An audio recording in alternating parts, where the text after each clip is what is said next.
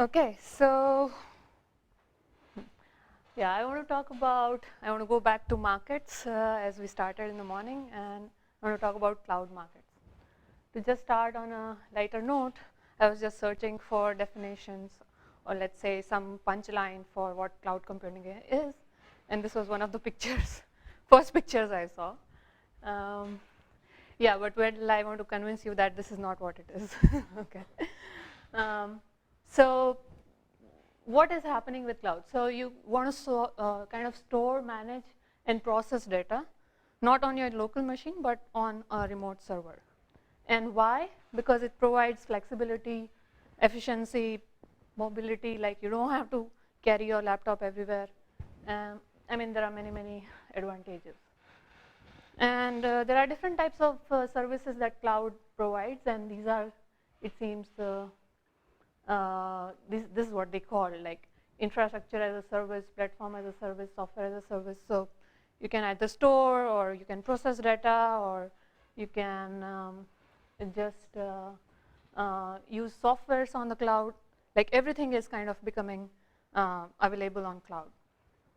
And there are lots of companies which are involved. I think the big players are Amazon, Google, I think Apple, IBM, but there are many other companies which I haven't heard of even.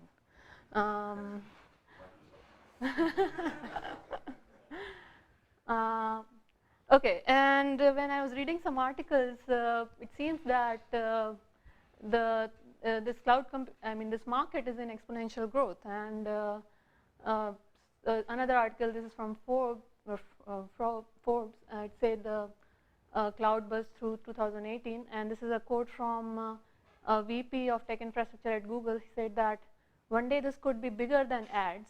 Certainly, it is in terms of market potential. Okay, and we all know that online ads has inspired a lot of work in computer science and AGT, particularly on auctions, mechanism design, and so on and so forth. So I was very excited about this because it's a market setting. And this is one more thing that Hausdorff said was that it may, so information technology market is around 600 billions, and it spans hardware and software, and cloud computing may kind of take over all of it. And maybe like Google, Amazon believes that cloud compute services could be their biggest business one day. And these are some numbers. So currently it's around between $200 and $250 billion market. So why I'm saying all these? Just because I think this is new to me and new to our community. And I think it's an important market, and we should look at it. So one of the main problems in this market that are interesting to me are scheduling type of problems. So we have a set of consumers who want to run a set of jobs or do some tasks, and they want to do these as soon as possible, and they have some money to kind of buy out resources or whatever. And what, as a platform provider, we want to do is we want to price these resources over time. So these resources are reusable, so you are pricing them over time, and it should be mutually beneficial. So customers should not feel cheated, should be happy, and we should make some revenue, right? Okay, so Amazon EC2 is one of the biggest player in this, and they have 3 types of markets for this. So first 2 are just renting, so it's on demand, which is like a short-term renting, and reserved is a long-term renting. And here the prices are fixed. The more market-like is spot market, where the prices depend on supply and demand. And here the price like changes hourly. And as a consumer, I can tell them that in 1 hour, I don't want to pay more than this amount. So if their price is lower than this amount, then they will schedule my task. If it is higher, then they will not schedule my task. Okay, that's how it works. So what are the issues with this? So I want to focus on spot market because that's more on supply and demand. So first of all, I cannot tell aggregate budget. I cannot say that these are the set of my tasks. I don't know what to set as a limit, but this much money I have, and I want to finish these tasks. So, I mean, use schedule. Second thing, whatever they are doing may be not post individually rational. So agent may kind of regret their decision of putting some limit. So suppose an agent wants to some resource for 2 hours and he has, let's say, $10. Okay, so it's natural to put a limit of $5. Now suppose the prices turn out to be 7 and 2 in 2 hours. So in 7, when the price was 7, the task will not be scheduled.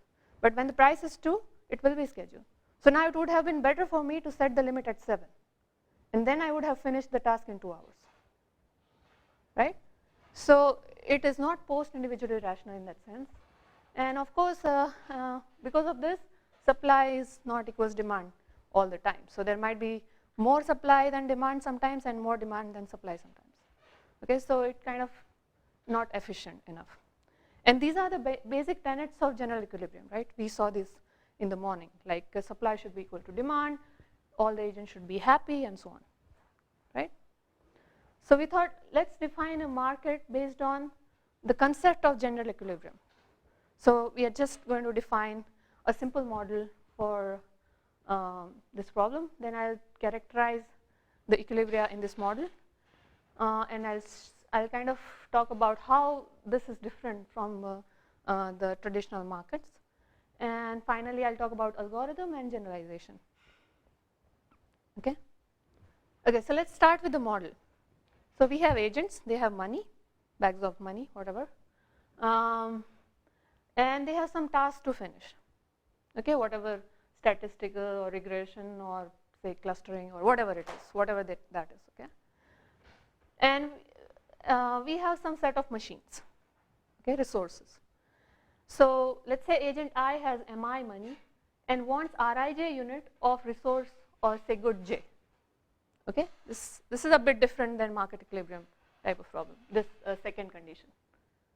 Okay. Now remember, we are going to price the resources across time. Okay, so let's first divide the time into slots, say hourly slot, half hourly, whatever you want. Okay, and then we are going to price the resources in each slot. So within the slot, the price is fixed. So within, say, for good j in slot t, the price is pjt. Okay, but you across the slot you can change it.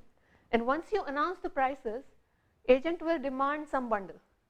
So remember, agents wants to finish their task as soon as possible. So they want this much of resource for every good j as soon as possible. Okay, so to capture this, I will define something called flow time, and they want to minimize that flow time, subject to the fact that they have to buy this much within this budget, and so that their task finishes.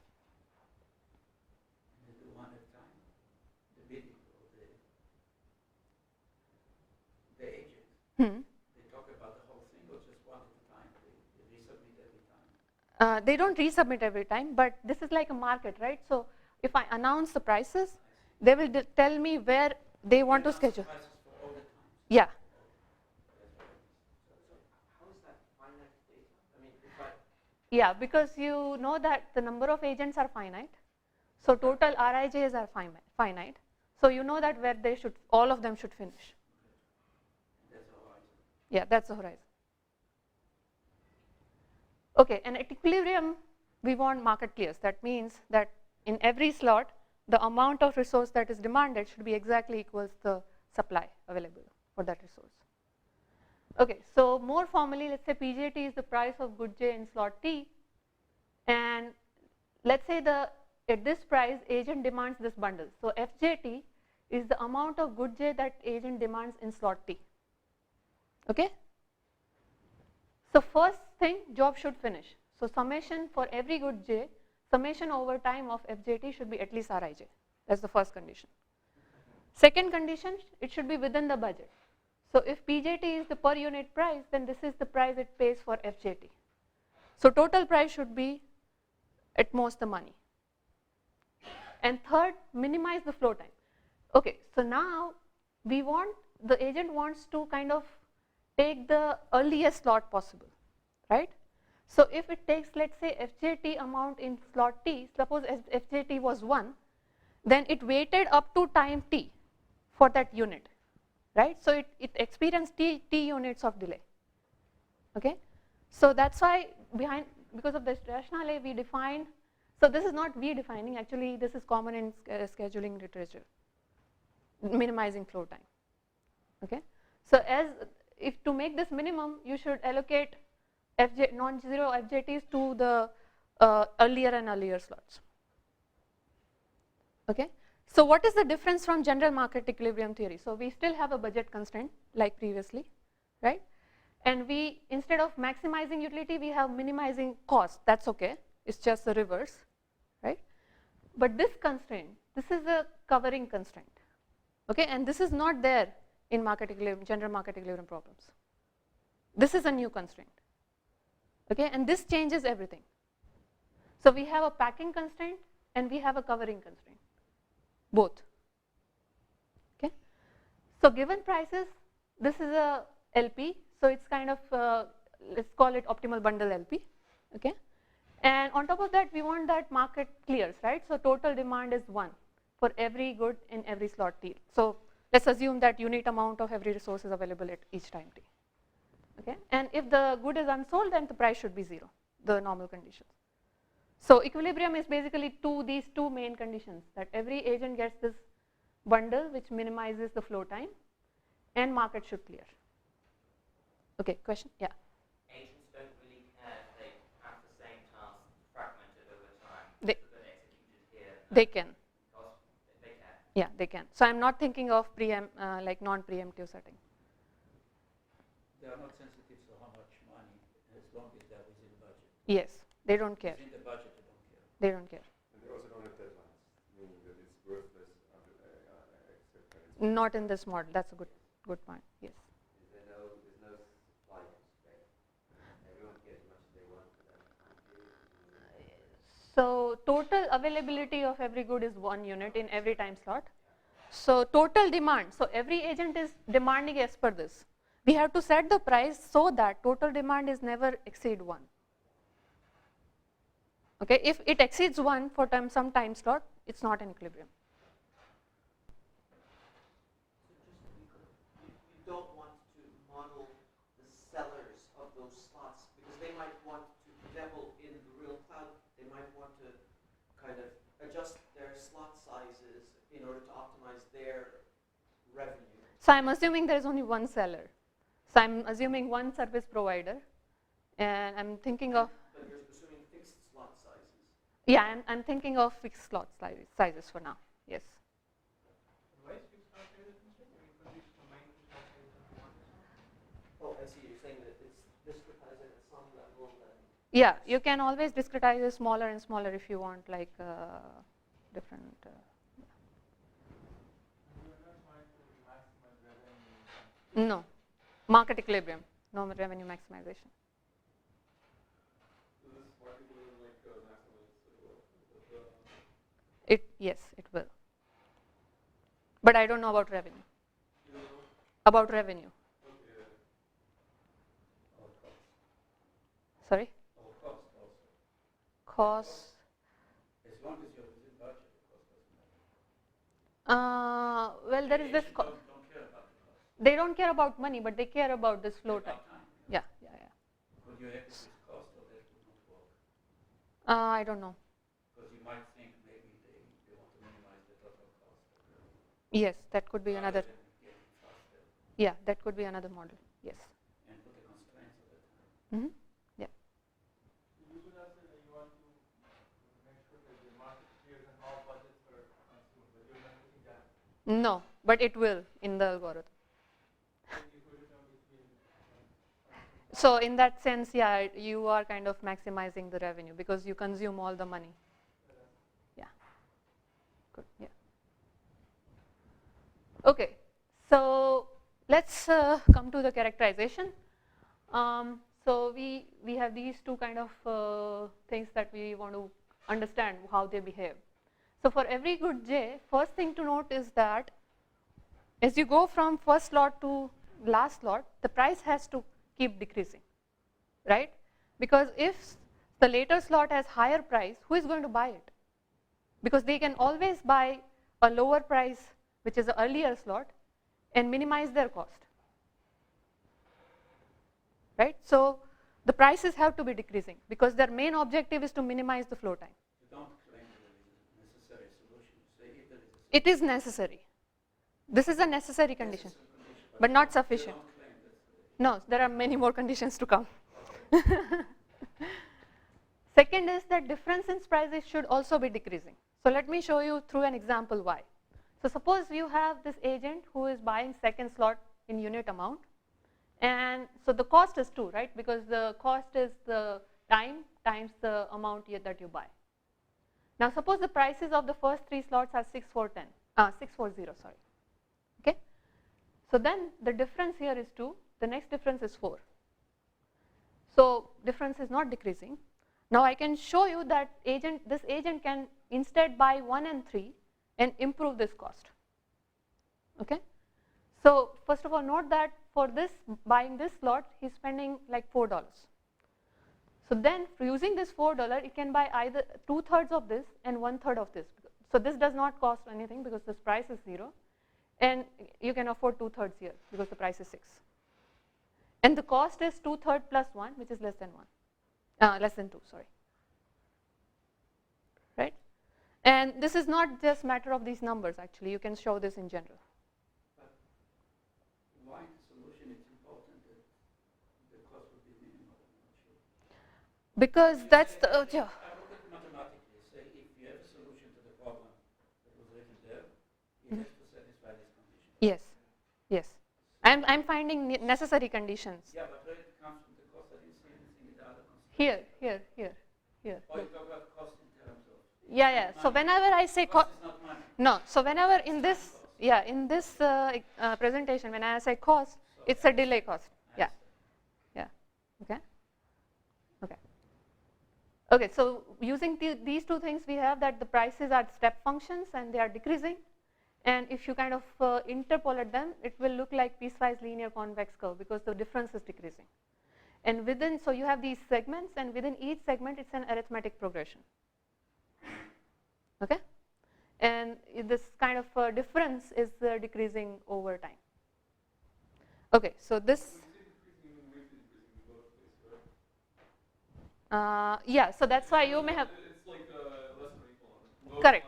Correct. That's why it's arithmetic progression within the segment. So here, this price minus this price will be same as this price minus this price. That's why it's a segment. Okay. Now let's go to the optimal bundle of the agent. So now, as Ilan was saying, there are 2 types of cost. One is the delay cost that I was talking about, and the other is the money cost that Ilan was talking about, right? And when you write the dual for this optimal bundle LP, it kind of combines these 2 costs. Okay? So lambda I is a dual variable for the budget constraint for the LP. And it is kind of saying that you have 2 types of cost, and lambda I is a kind of conversion rate between these 2 costs. Okay? And this is perceived cost of this slot for this good. And agents wants to minimize this cost. Okay? So they will buy only on those slots where this cost is minimized, this perceived cost. Okay? So note that lambda I is common across goods, and this is important. Okay, we'll use this fact in the algorithm.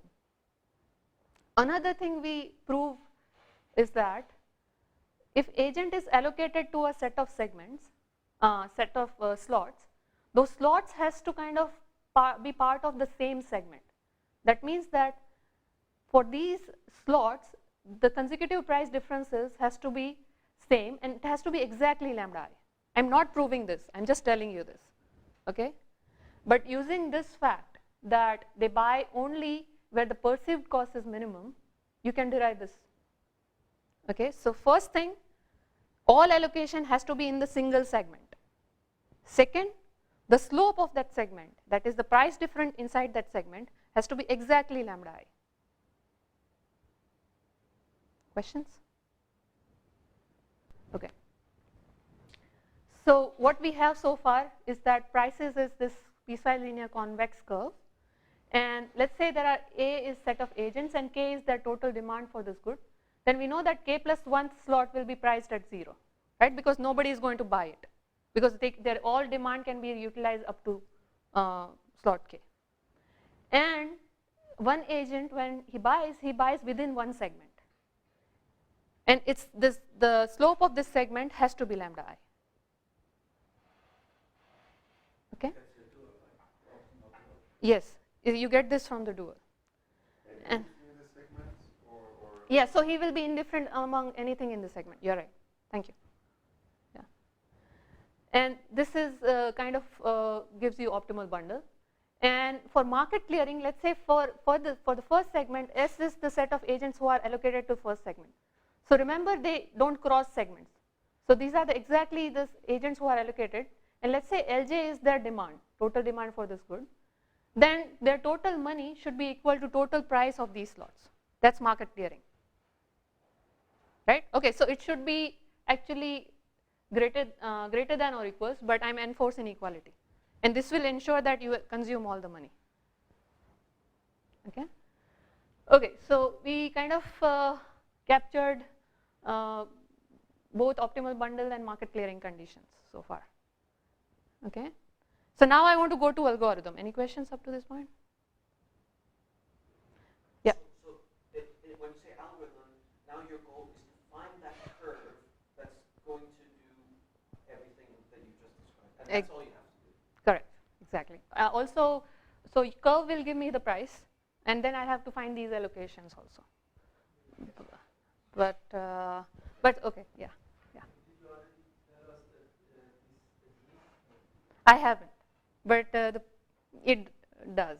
I will. I'll give you constructive proof. There was a question? Okay. So in market equilibrium, so then we kind of wanted algorithm. We started looking at like what happens in market equilibrium problems, right? That's a natural place to look for. And there what happens is that we have this demarcation among problems. One is the set of problems that are easy in P time, and the others are PPAD hard. And the P times are those that the equilibrium solution is very nice, the convex set. So we generally get convex programming formulation, LP formulation for that, and that helps. Okay, so we kind of potential method, whatever, the interior point method, whatever. So we started looking for similar things. Can we get a convex formulation for this, or and potential method, something, but we didn't, we failed. So then we started looking at the structure of the equilibria, whether they are actually convex. And this is, I mean, it was very interesting and curious that equilibria look something like this. So here, all the blue lines and dots are equilibria, gray areas are equilibria, and the white spaces are not equilibria. Okay? And this is a very simple market with 6 agents and 1 good. Okay? So it's a connected component with holes. So it's not convex. Okay? I see that the lines are also probably. Yes, lines are also equilibria. I don't know, there may be a disconnected component, I don't know. Okay? And we can construct markets with arbitrary number of holes, like which has equilibria with arbitrary number of holes. So it has a very curious kind of structure. Okay, so then we thought maybe is the problem hard because it's not convex. But at the end we get a polynomial time algorithm, and I want to tell you the main points of that algorithm, like what are the main tricks. And for that I'll focus on single good, because if I go to multiple goods, it's too complicated. And I will also assume that requirement of every agent is 1 for this good. Okay, Rij's are 1. Okay. Okay, so we want to construct this price curve for this single good, and we know that, let's say n is the number of agents, then n plus 1th slot will be price 0 because total demand of these agents is n. Right? Okay, and for every In the general case, the multiple goods, how do they compare with each other? I will say that in the end. Okay. Yeah. We will use this fact that lambda is common across goods for that. Yeah. Okay, so for every segment, we want to compute this lambda, that is the difference in prices in this segment, and the set of agents who are associated with segment. So the set of agents who are kind of allocated to this segment. Okay, so these two quantities. And we'll do it from right to left. Okay, bottom up. So last segment, then second last, and so on. Okay. So let's start with the last segment. So let's say for the last segment, lambda star is the slope, the difference in price, and S star is the set of agents who are associated with it. Suppose I knew this, okay? Then how would S star and lambda star look like? What do they satisfy? So first of all, this price is 0 and the difference in price is lambda star. So the prices has to be 0, lambda star, 2 lambda star and so on, right? Consecutive price difference should be lambda star, okay? Then we also know the set of agents, so their total money should be equal to the total price of these goods, these slots, sorry, right? So we get this equation, equality, and this is just summing up S star numbers, 1 to S star, multiplying with lambda star. So let's just call this sigma S star. By this I mean add 1, 2 up to S star, these numbers. Yeah, it's a simple formula. But I'll use it multiple times, so I don't want to write that again and again. And we can rewrite lambda star as summation of money divided by the sigma S star, right? So motivated from this, let's define lambda S, which is just the money summation in that set and sigma of S. Now I claim that first of all, this is just from the definition, right? Lambda S star is lambda star because that's how we constructed it. The second thing, more curious, is that for every other set S of agents, lambda S star is less than or equals lambda S. So lambda S is at least lambda S star. Okay? And this is because this we can get because we know that this is the last segment. It's not by definition as such. Because you can mix agents from here and agents from other segments. And then what happens? Yeah, you're right. Yeah, convexity will imply it. Okay. Okay, so then we can find lambda star just by minimizing lambda S, right? And we have a formula for lambda S. But this minimization is not easy. And in general, if we want to do this, it's exponentially many sets, so we cannot do the brute force. Okay? So now, instead, I want to still search for lambda star, but some in other way. So we have this much, we now know up to this much, right? So we have lambda star, which is lambda S star, which is at most any lambda S. Okay? And lambda S is this quantity, money divided by this sigma. Right? Now, so look at this inequality, lambda star less than or equals this quantity, and simplify it. So you get this. For every set S, this quantity is at least 0. And it is exactly 0 when S is S star, right? Just by definition, because lambda star is lambda S star, right? So then I'm saying that you can minimize this quantity. If I knew lambda star, I could minimize it and get S star, right? So this particular function is a nice function. It's a submodular function given lambda star. And that's why I can do the minimization in polynomial time. So sigma S has n possible values, right? I mean, it just depends on cardinality of S. Correct. So it's just 1 plus 2 plus up to size of S. But that's a variable too, right? You don't know it. I don't know it, but I don't know. That you only have n possible values, right? So that's why I'm defining it as a function, right? So take any S and look at this value. Then this is well defined given a set. And then take minimum over all sets. And this is still like exponentially many sets you have to check. But because this is a submodular function, you can still do it in polynomial time. Now, why do you say that if it's equality, it cannot be the sum S to the left? Because of this definition of segment when there's a shape Yeah. change. So it cannot be two the same lambda, but they belong to the same interval. Yeah, then it will be like a same bigger set. Yeah. If you fix the cardinality of S, isn't it, let's say the K, isn't it just the K smallest budgets? Correct. For single good. Yes. Yes. Good. It is. For single good, it's you can do it easier way, but I am presenting it this way because for multiple good, you cannot do that. Okay. So now the task is to find lambda star, And we'll do binary search using this fact that you can do this submodular minimization. Okay? So let's just define this submodular minimization as a function. So G lambda star is given lambda star, you do this minimization. Okay, and the minimum value is G lambda star. And we know that at lambda star, for every set S, it's at least 0, and for S star it is 0, so minimum value is 0. Right?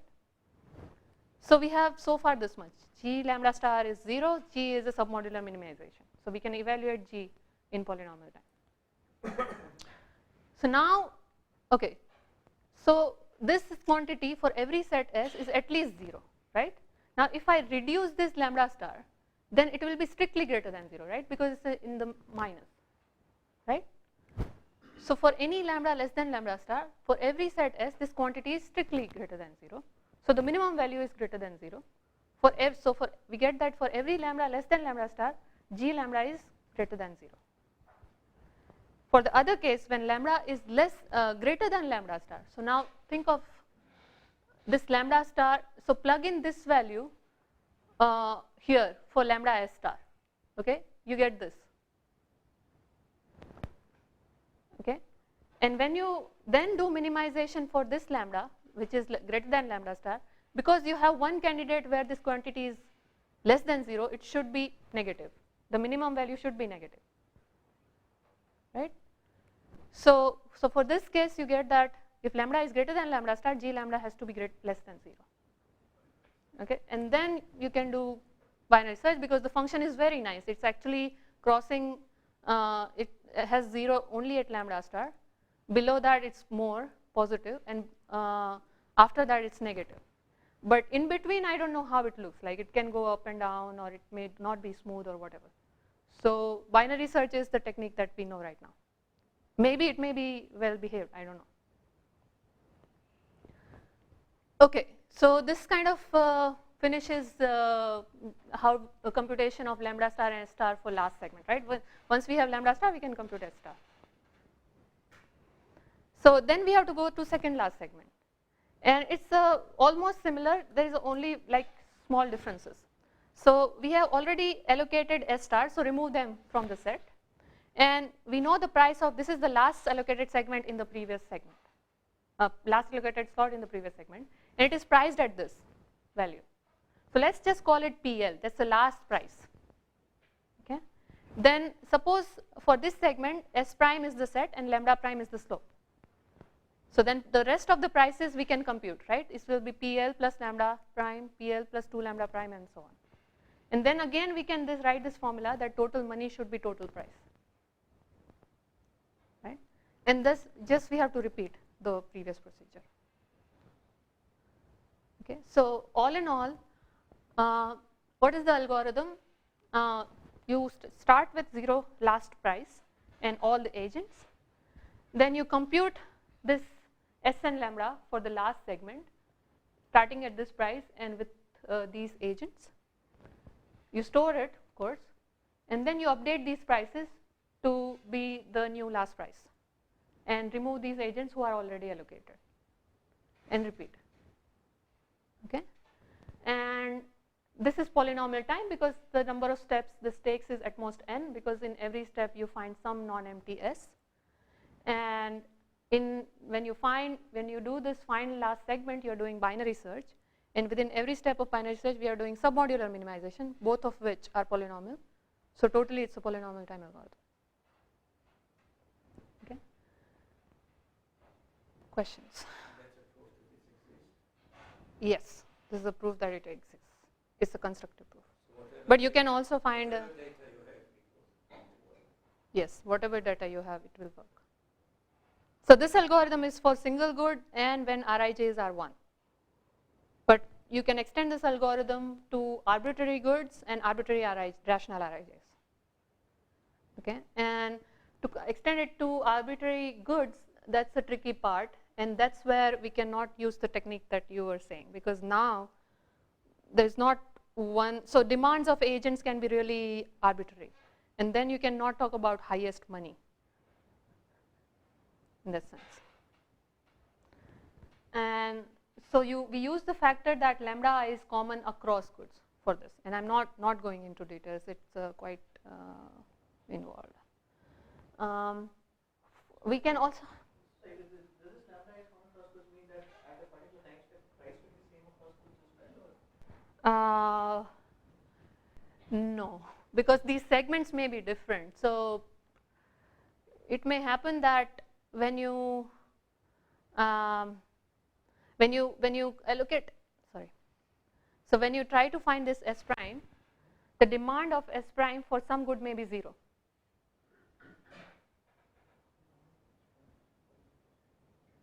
Then for that good there won't be this segment at all.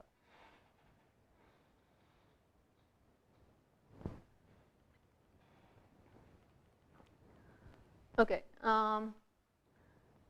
Yeah, you could also say that agents want to minimize their weighted flow time. So they kind of have priority among their jobs or whatever resources. And then instead of looking at lambda I as a slope, you have to look at lambda I over Wj. And now you can see, so the natural question to ask is that you haveWij's, right? So for every agent you have different priorities, right? But that we don't know how to do. Okay, if you have a common priority for good, then you can do this trick, like instead of lambda I, you can do lambda I over Wj. If you do lambda I or Wij, I don't know. Okay, all the goods may not be available in all slots for some reasons. Okay, so we also do 0-1 capacity. In some slots, some goods are not available. You can also say that why discretize? Why not just continuous time? Okay, but it's a bit tricky. So then you have you cannot talk about finite number of prices, right? You have to talk about this function, and you have to talk about also the function for allocation. So it will be like continuous optimization, but still using continuous LP, we can do this. Okay. Also, I didn't say. So I mentioned that I kind of I'm just computing prices. I didn't tell you how to compute the allocation, and that's another kind of routine that we have to develop, and for that we have to use more conditions that I didn't derive.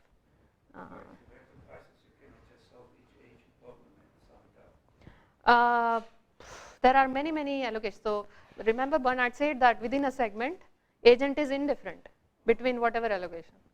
So now lots of choices. Yeah, it has some commutative argument. It's a nice argument, but I'm not going to present it. Is it true that the more fine-tuned you make the segments, so like let's say you start with you solve the problem for differential for segmentation. Slots, you mean? Slots, yeah. Slot sizes. Same horizon, but you can define the slice in two different ways. Correct. Yeah. What is the difference between the Prices? equilibrium prices that you get? Basically, even as you go like smaller and smaller, you can change the price more rapidly, right? Yes, but what do you gain if you do that? That's the question. Because you're clearing the market. You are right. More social welfare. Maybe social. So maybe this relates. What happens if you change your objective functions to, rather than just minimizing total time, minimizing some weighted combination of total time and total cost? So right. So Yeah, I don't know. so and that sort of relates because Yeah. I don't even know if you can show existence of equilibrium. Yeah. Setting. No, that's a good question. I don't know. So Wahab, in your question, so total social welfare is constant because you know that when all of them are going to finish, right? And your minimization is summation T Fij T. If you sum up over all agents I, you will just get summation.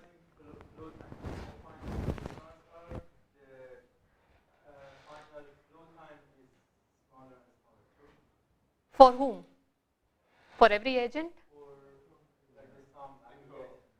But the total flow time of the agent is constant, right? So if somebody is improving, somebody has to decrease. So should Google use the finer slots when allocate the cloud services? I mean, it's in some sense maybe finer won't even help, right? Because you need these linear segments, so it could be that as you move to finer. No, but I mean then I don't know. I'm not sure about that because then agents can really do more optimization, right? Like so overall, it seems like total flow time of across all agents is constant, but within agents, maybe there is some notion of fairness that improves. So different agents have different value for like What do you mean? So their function is same, right? T summation T FIT. They all have the same mass. So if I had like one big slot, right, then I will give anything to anyone inside that slot. They'll just say Rij is my demand, right, and I'll allocate anyhow, and then it's not fair, right, because somebody who has huge money may be allocated really, really late. You getting my point? Do you have any intuition on who is allocated the first slot? Whoever has a good money. Yeah, that I assume that as long as the largest budget goes into the first. So if you have only single good, that's the case, largest budget. You can just sort the hierarchy. So if you have single good and unit demand, then it's just Or you just sort sort. them, Yeah. sort them. No, but that won't be the prices because then they don't satisfy a decrease in the price. Yeah, that would, yeah, so it will be in that order, but it will not be like exactly that. If you look at the turning into a game then, or you just Good question, I don't know. Oh yes, no, we did, sorry.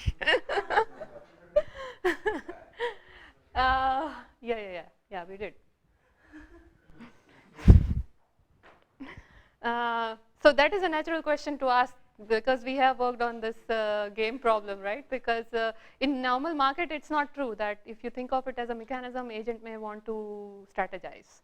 And there is a lot of work on that.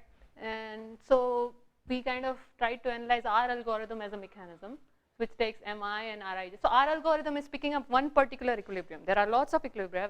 We pick up one particular equilibrium. For that, it is truthful for both parameters M and Rijs. MI is the budget. So in normal market equilibrium, they can strategize on both money and their utility function, and they can gain on both of them. But here, neither. If we use this algorithm. What do you mean that you compute a specific equilibrium? Because you sort of don't know what the equilibrium is until you see the game. I showed you, right, equilibrium structure of one of the games. So there might be many, many equilibria, but our algorithm is picking up one of them. So existence is kind of by construction. Algorithm gives you an equilibrium, so there always exists one.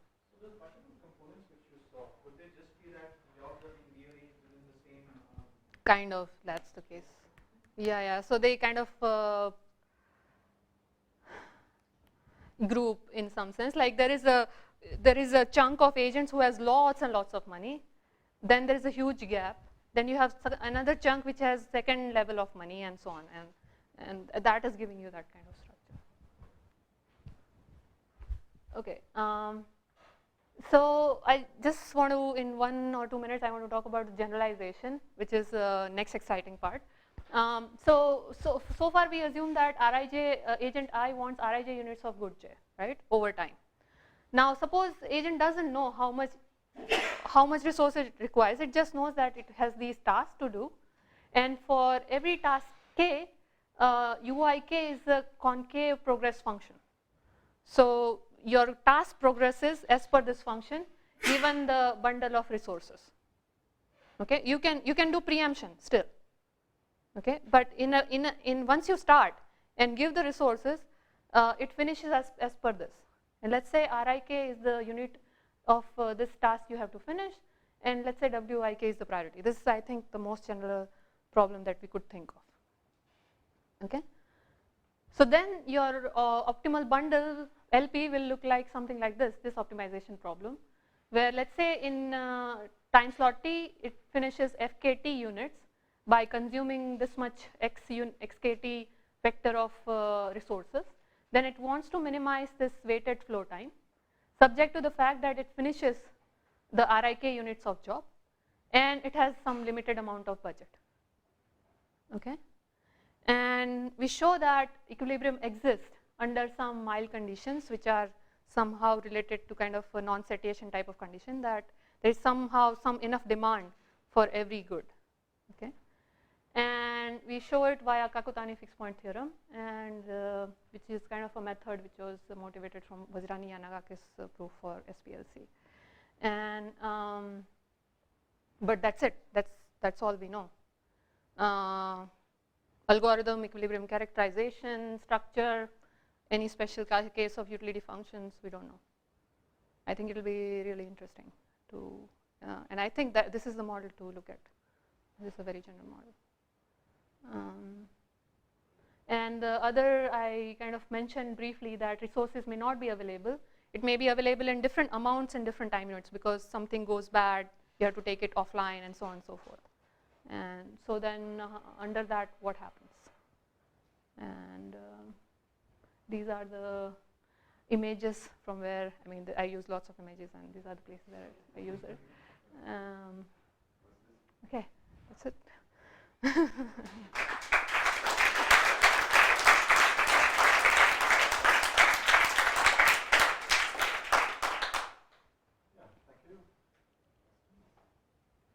Yep.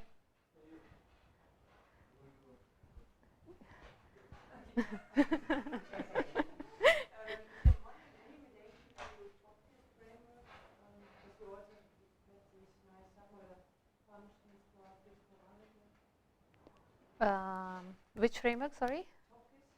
It's submodular games. These are. I don't know. Okay, I don't know. Maybe we can talk offline about that. Wow. Started motivating the whole thing with the spot market application like Amazon and TCP. So my understanding of that market is they basically auction off Okay. leftover resources. Oh, okay. Is that I'm just trying to confirm that. So it's not that they have a price per se, yeah? Okay. So I read it on their first page, all three, and that's what I understood. Probably I misunderstood something. So basically, so you're saying that the spot market may be done through pricing over time. Yeah. As opposed to running an Auction. auction or like a competition. That's what I understood. It may be, I don't know. Maybe I don't know. yeah, like You can confirm. question is if you wanted to like the spot market is there to sell the leftover basically. Okay. And like you don't have a good estimate of what's going to happen and all for the spot market part. Like, the question is how can you like sell it through like repeated auctions or things like that. Mm-hmm. Yeah, like Maybe one can also pose this problem as an auction problem. I don't know. the question is how can you implement these solutions with the Auction. Maybe with like uncertainty from the players about the future prices, like you have some like beliefs about what the prices are going to be in the future, or like how will that degrade sort of the social welfare over time if they don't know exact prices but only have some like Estimate. Yeah. I don't know. So in your model, all the tests are at time zero, right? And there's big tests going Yeah, on. exactly. Yeah, that's an important point, that everything arrives at the zero time. And so you have batches, right? Batch of jobs that you kind of do, and then probably once you finish that, you have next batch. But you kind of finish all of them. It's not as if, so I don't know, Wahab is saying something different, but what I understood was that, so what happens in spot market is that if your job stops, they, because sometimes don't even store the data, so kind of you have to restart. And so, I mean, this preemption, right, without knowing that it's going to be stopped is a bit much, yeah. So, how early you like lemma structures about characterization of mass equilibria? How early do these things like break off if you move from, let's say, from flow time to generalization? more general unification functions? You get I don't know. I don't know. Yeah, if you get complementarities, then there is some issue. Yeah, Bernard? Yeah, it reminds me a little bit of your option of airplane seats or transportation seats. Airplane seats. Yeah, I mean, they have also different jobs, with different goods would probably first class, second class, or economy or something. And then your price, I mean, I would imagine that these are fairly similar problems. So here there is notion of reusability of the resource. So there is also, you can reuse the seats, of course. But so the same person is kind of utilizing, so over time, right? So in the airplane there is one seat everybody wants, right? But here you want, say, multiple seats, and you are happy to degrade over time. But you want some specific amounts of, say, seats, or if in the general model you want to, Sure. yeah, It's more elaborate. yeah.